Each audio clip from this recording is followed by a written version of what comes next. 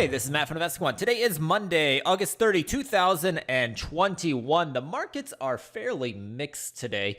We've got the S&P fairly strong. The NASDAQ was extremely strong off the open, holding up at the highs. And then we've had some divergence early on between the Dow, the Russell, and the other instruments. So that's the Russell in the top right chart. It's a bit weaker today. And the Dow was weaker this morning, but it is starting to lift into the afternoon session. But what we're going to be looking at in the daily IQ this afternoon is what has happened historically when you are trading above the prior day high on the day before the last trading day of the month. So let's go ahead and set that up here. I'm going to use a 3 p.m.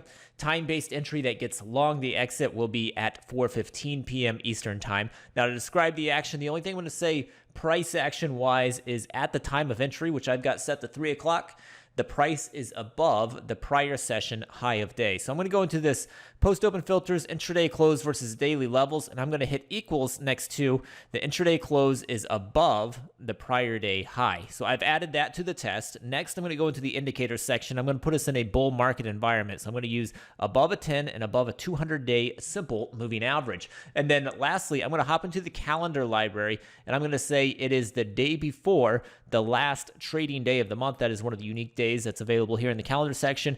Day before last day of the month right here. I'm going to hit equals next to that. I could also grab it from the active today section. And now I can click view results.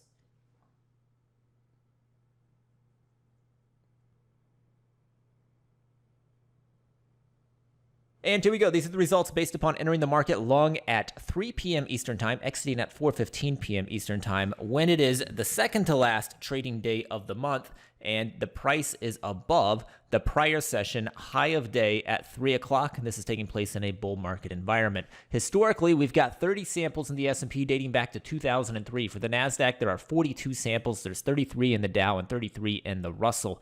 The win rates on them are mostly weak. So the S&P is coming in at 33% of these have closed higher than that 3 p.m. price. For the NASDAQ, it's 43%.